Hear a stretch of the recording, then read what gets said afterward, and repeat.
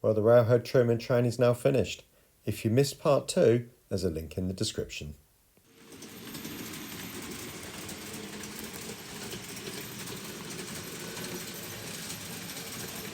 Well, good morning everyone and welcome back to Piccadilly. Now you can see I've got the train in front of me and I am ready for transfers. So that means gloss varnish. I'll get that done and I'll speak to you in a bit. Well, there it is, all glossed up. Now some of you might be thinking, well, why gloss it? Because it's going to be weathered and it'll have a matte finish. Well, the reason being is because it's for the transfers. You probably are aware that the waterslide transfers come on a carrier film, and if you don't gloss varnish you will see that carrier film, whereas the gloss helps to hide it, so it does look as if it's actually put on as a sticker on the original train, if you know what I'm saying. Okay, right, so next clip then we'll start looking at the transfers themselves. Right, well, on to the transfers themselves now, and I'll show you how I go about doing this, although I'm only going to show you on one of these because, to be honest with you, some of these I can barely see. Sadly, the backing paper is sort of a mottled effect, and some of these ones up here I can't read them. I've looked through the magnifying glass and I just can't work out what they are. So hopefully we'll be able to get sufficient number on here. Now I'm just going to do one of these network rail ones because that's probably one of the biggest. Certainly test your eyesight, this one. So incidentally, I've got one of these magnifying lights now, so that really does make a huge difference. I know I'm getting old, but at the end of the day, you know, you certainly need to see what you're doing with the end gauge. There's no question of that. People keep saying to me, how do you do it? How do you do it? Well, I use tweezers and I use a magnifying glass. Right, the instructions that RHTT give you are these, if you want to pause that and have a read. Okay, but the other thing is as well, we have no indication of where these go. So unfortunately, I've got to either guess or look at pictures. Now, as I keep saying with everything with weathering, look at pictures. I'm going to put the transfer in the water as per the instructions. Now, I normally use some Humbrol decal fix, which is, you know, but that's really good when you've got a rippled surface or a convex surface, something like that. I mean, I think on most of this situation it should be fine. The only problem I might have is on the end of the tanks, you know, so it's because that is a sort of curved in, also it's a compound curve, so see how it goes. It might be fine. I might have to put some in for that, but normally I leave these around about the 40-second mark. After a little while, just give it a little tug. That's not quite ready yet, so just leave it in the water for a bit longer. It's quite a simple process, but it might be one if you're new to the hobby that you've not done before. Now the ideal is not to leave it in too long, but I'm going to keep testing it, putting it back in the water. Now you might see me holding this with the tweezers. That is a pretty good idea, really, because then you can get it out the water quite easily. Some of these tiny ones, I mean, I don't know whether you can see some of these, but the overhead warning flashes, they're literally around about 1 mil by 2 mil. It's, you know, and that's the size they are. I'm not knocking anybody for that, but there we go.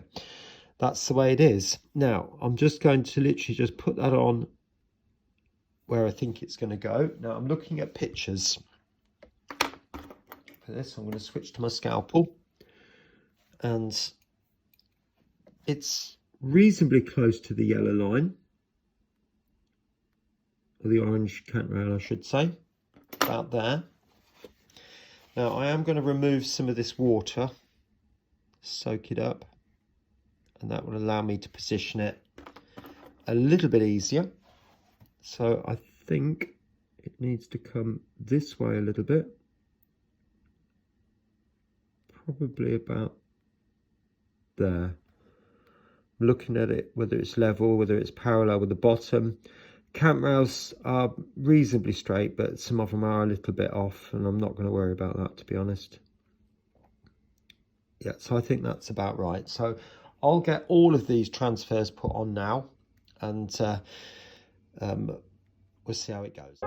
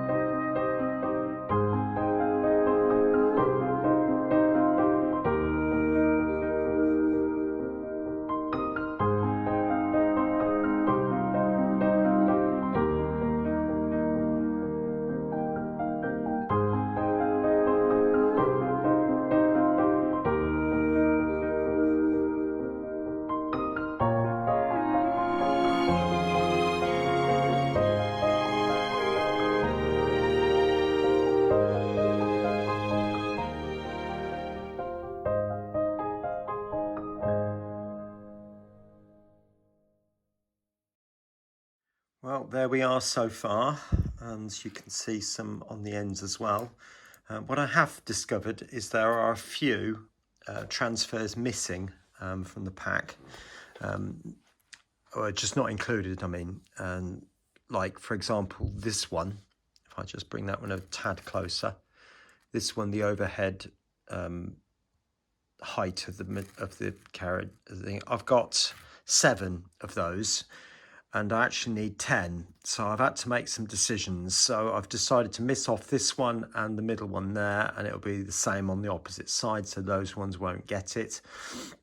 And also you might be able to notice these here, which is the same as the big white ones. No, I had 14 altogether, and I needed 15 because there should be one here.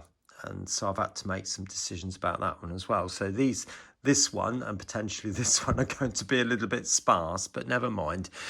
I'm also had to make some decisions with regard to this down here. Now, it's totally illegible, but I'll bring you in a little bit.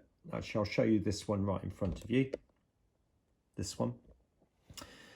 So it does look as if these are very much the same type of transfer, although they obviously say different things, but I can't work out what they are on the transfers. It's just far too small, even under magnification. So I'm just having to make some judgments, but when it's going round, you're not going to notice, to be honest. I mean, you can only just about see it because I'm pointing it out to you, but you'll notice they're there, but you won't notice what they are, if that makes any sense. But I'm very pleased with the way it's looking at the moment on the whole. And I've obviously got the other side to do. That's not done yet. So it is just taking a long time because some of these transfers are about 1 millimetre wide.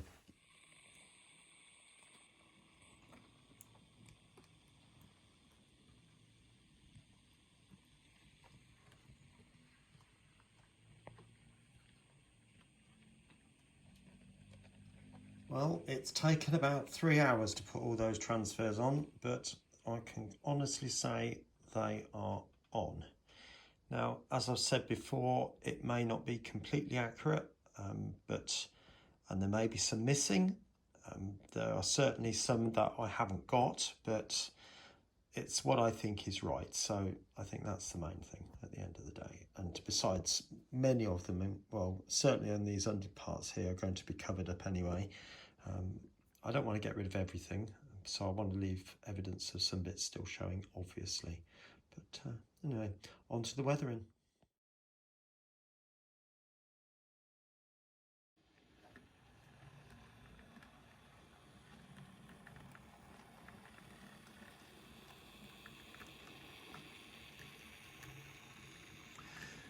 Right, welcome back. Now I've mixed up some sleeper grimy type colour.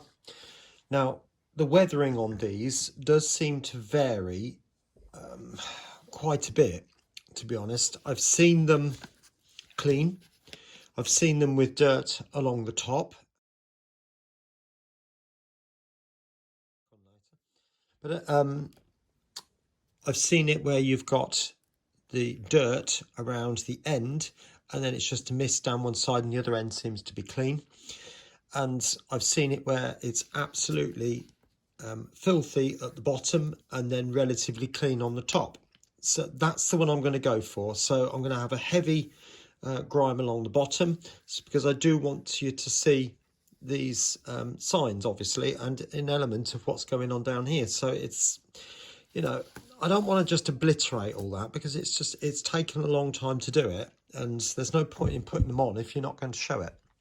So that's my thinking. So I'm going in with the airbrush and I've turned the model upside down for the start. So I'm going to spray it from below and that will then hopefully put a mist along the bottom.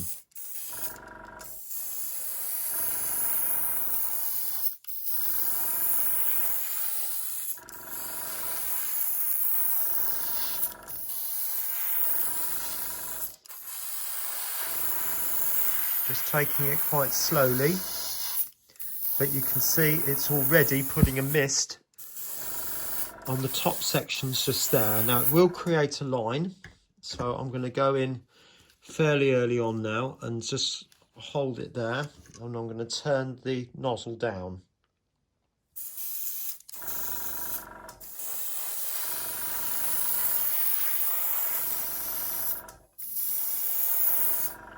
And the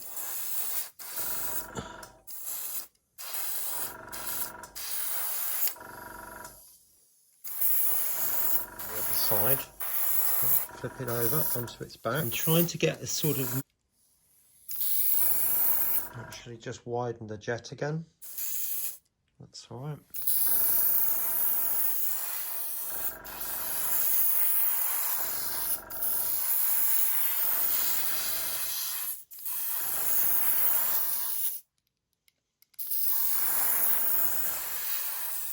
Now I'm going in with a slight angle in the hope to try and catch the ends of the tank.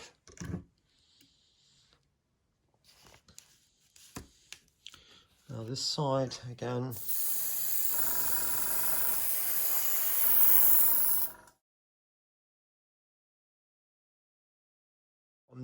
What I'm hoping here, I am going to put a bit more heavy along the bottom.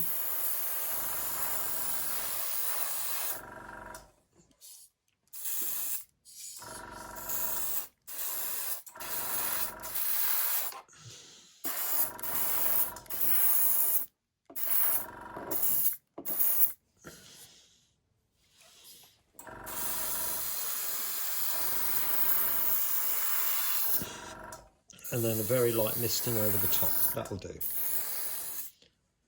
Because like I said, I do want to be able to see what's going on down the sides there.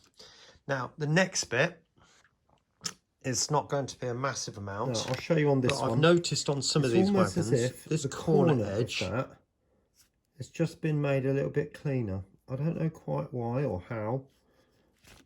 I'll just take you along a little bit. Do that one. So it's almost as if just that corner, like that. And again, I must stress, I am looking at pictures. I can't show them, obviously, because of the copyright part of it.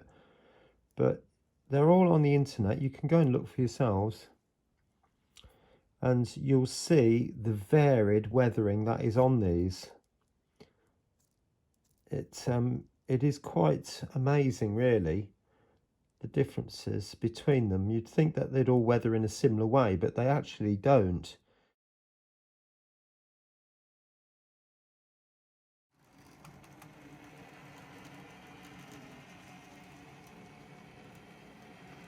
I am going to remove a little bit on the sign just there and a little bit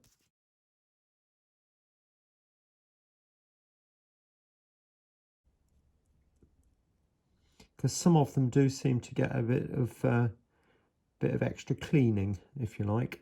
So I will wipe that one down a bit there.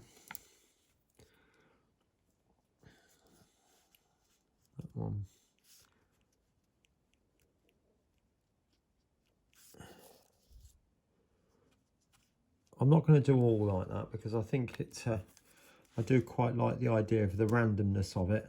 But yeah, I can still see, you can still see the transfers along the bottom and certain parts like that. So I think that will do. And it's got a nice grime along the side there. So I'm quite happy with that. Yeah, I'm quite happy with that. And you can still see the slight rusting inside where the pipes are, just inside here, that pipe running across the bottom there.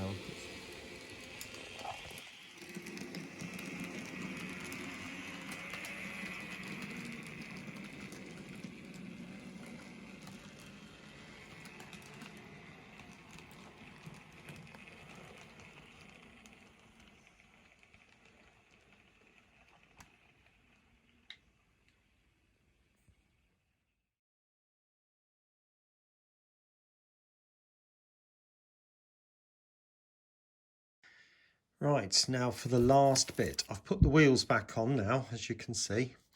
But what I want to do, and this is a bit radical, it might work, it might not work, but it will give an effect, is to try and indicate the spray of water. So what I'm going to do is use some of this stuff, wadding. Now I'm only going to use the tiniest little bit because at the end of the day, the last thing I want is for it to catch on the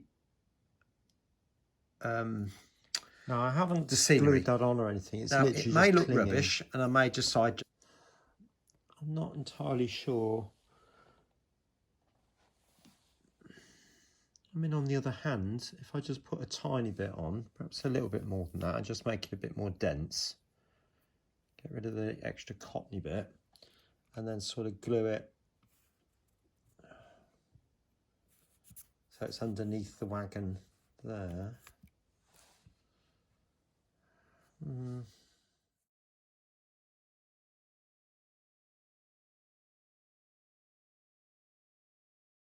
So there's the look at the whole train. Now, some people might say I've not weathered it enough, and I have seen a picture where the 266s were quite disgusting, and yet the train in the middle was, well, relatively clean. So I've gone for more of a halfway house here. I just couldn't see the point in putting all the waterslide transfers on and then totally obliterating them, because they're not cheap, as you can appreciate, so I just can't see the value in doing that. But anyway, so what have I done in this video? Well, you've just heard me say I have put on the waterslide transfers. You've seen me then weather the actual train with the airbrush, just to one of the different styles that I've seen in pictures on the internet. And then thirdly, I did experiment with putting on the wadding to represent the spray coming up, but I'm not so sure. So please do comment what you think about that. Again, I'm in two minds, like I said, but it'll be interesting to see what you think. All right, anyway, there's going to be two videos appearing on your screen down here. Do take a look at those right to the very end, and I'm hoping you'll find those very interesting.